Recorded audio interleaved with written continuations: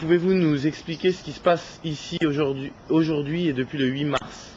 Eh ben, c'est le procès d'assises de mes fils, Cyril et Christophe Kider, pour la tentative d'évasion qui a eu lieu le 27 mai 2001 au-dessus des prisons de Fresnes, dans laquelle le Mirador a tiré sur l'hélicoptère quand celui-ci s'est approché et mis en stationnaire au-dessus des filets anti-évasion.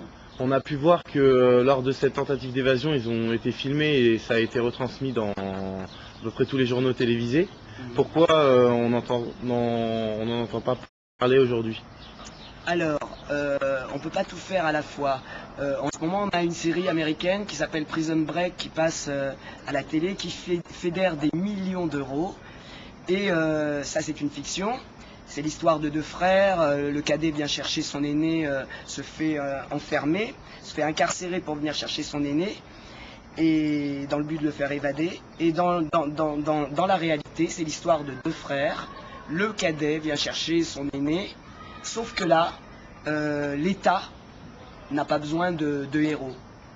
Ce genre de héros, ce ne sont pas les valeurs de l'État. C'est-à-dire une amour de frères, on en fait une histoire de gangsters, de bandes organisées, etc., etc. Avec tout ce qui va comme image pour noircir le tableau.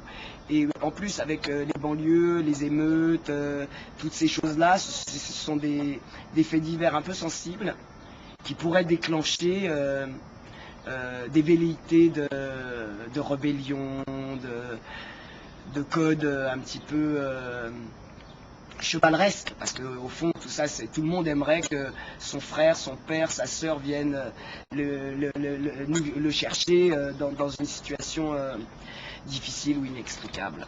Voilà. Et pouvez-vous nous dire quand aura lieu la fin du procès? Alors, la fin du procès, elle est prévue normalement pour vendredi soir, mais la présidente... Donc, c'est quelle date? Le 16.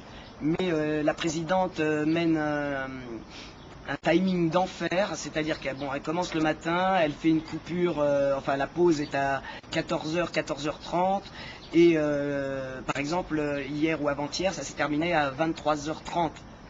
Donc, ce qui veut dire que les détenus repartent avec l'escorte, ils arrivent dans leurs prisons respectives, sont fouillés, minus, fouillent, ils arrivent en cellule à 2h et sont levés le lendemain matin vers 4h du matin. Ce qui fait qu'au bout d'une semaine nerveusement fragilisée, je trouve quand même que malgré ça, ils s'en sortent plutôt bien.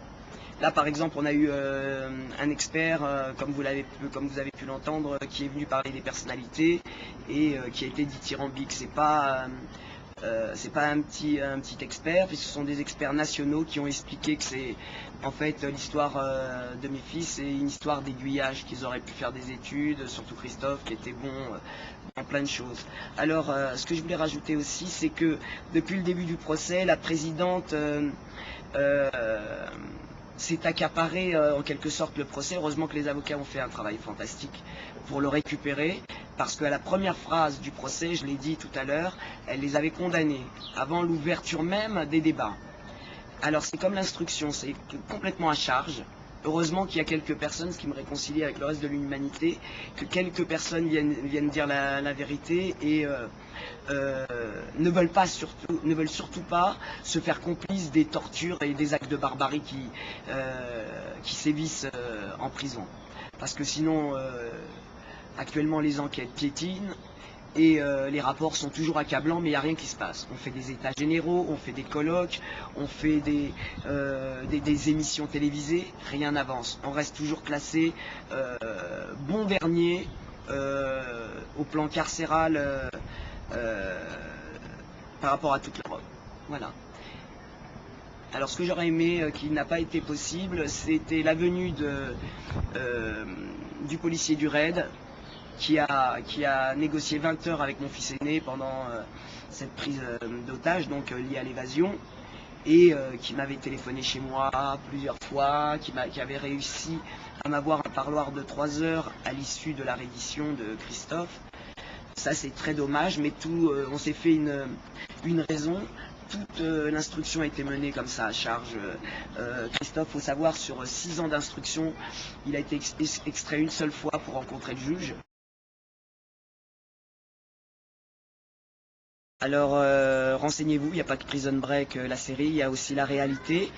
Et puis pour tous les gens qui veulent pas se faire complices d'un système juste avant ces élections, c'est-à-dire quand je dis complice d'un système, complice des exactions intramuros, et pour une justice juste, plus juste au moins. Ben voilà, je laisse toutes mes coordonnées, renseignez-vous, regardez la vidéo, et allez sur les sites Banque Publique, Forum des prisons, et tous les sites qui traitent du sujet. Voilà, merci.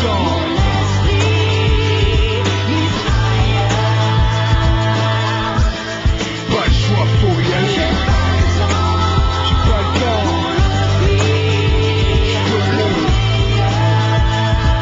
On fait des plans pour s'en sortir.